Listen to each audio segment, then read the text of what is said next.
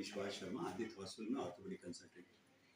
और किस हॉस्पिटल से रिलेटेड है? Aditya super speciality hospital and trauma centre. Sir एक बात पूछना चाहता हूँ कि 15 अगस्त को एक ऑपरेशन ओटी में हुआ था, जो जिस बच्चे की एज 30 साल थी, उसको कोई पैर में कोई चोट थी, तो ओटी के दौरान वो कोलैप्स हो गया कि इंजेक्शन लगाने के बाद ऐसा कुछ हुआ क्या? बच्चे का नाम तो याद नहीं है, वो बालक 30 साल का था। उसका एक नॉन हीलिंग अल्सर था अंगूठे पे, जिसका सर्जरी होना था। उसको ओटी में लिया, आईवी लाइन लगाया, उसको स्पाइनल एनेस्थीसिया दिया, तब तक सब कुछ सेफ था।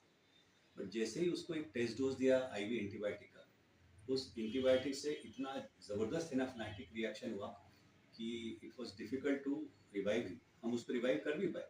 सीपीसीआर किया, जब वो बाहर आया तो patient could relatives could see that he was struggling to take out the tube and his pulse rate was fine, सब कुछ ठीक था। ओनली थिंग वाज कि उसका एनाफिलैक्टिक रिएक्शन इतना ज़बरदस्त था, उसका बीपी ऊपर नहीं आया, एंड स्लोली वो बीपी कभी भी किसी भी दवाई से ऊपर नहीं आया। तो finally we lost him in the morning, next morning.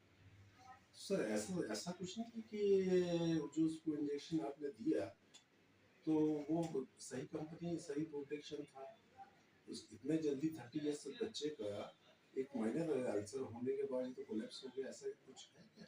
इसका अल्सर से कोई लेना देना नहीं है कोलैप्स होने से। एनाफिलैक्सिस वैसे ही होता है सर, जो 1 ml और 0.5 ml से होता है, और इतना सीवियर रिएक्शन होता है जब एनाफिलैक्टिक शॉक होता है कि at times we lose patient. और ये एनाफिलैक्टिक शॉक जो है, it is known world wide with most of the injections. That's why हम हमेशा टेस्ट डोज देते हैं। उनको भी टेस्ट डोज 1 ml ही दिया था, जिसके बाद उनको रिवाइव करना मुश्किल हो गया। सर उसके पीएम कराया क्या?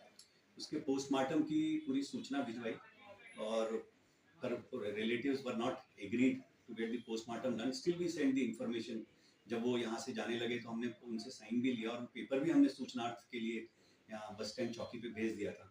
आगे पुलिस ने क्या एक्शन लिया वो आपको वही बता पाएंगे। लेकिन उनके परिवार के लोग कुछ और कहते हैं।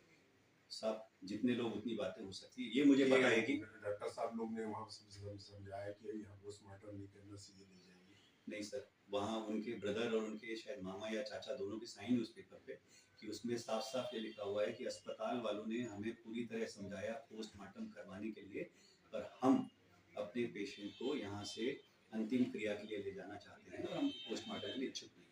बट ये जो घटना घटी, लड़का कोलैप्स हुआ, पेशेंट कोलैप्स हुआ, उसके कितनी देर बाद आपने पुलिस सूचना दी?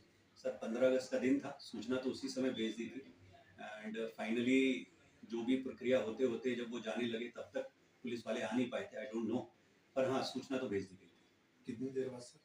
एग्जैक्ट टाइम बताना मुश्किल है। ओके। और उसके बाद जो आपने इंजेक्शन दिया वो कौन सी कंपनी का था? वो एस्ट्रा कंपनी का था, कॉन्फिसेफ इंजेक्शन था।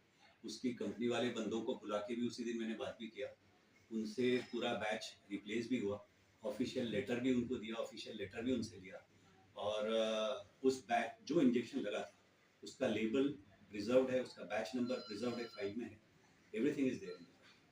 ओके डॉक्टर साहब, थैंक यू। Most welcome.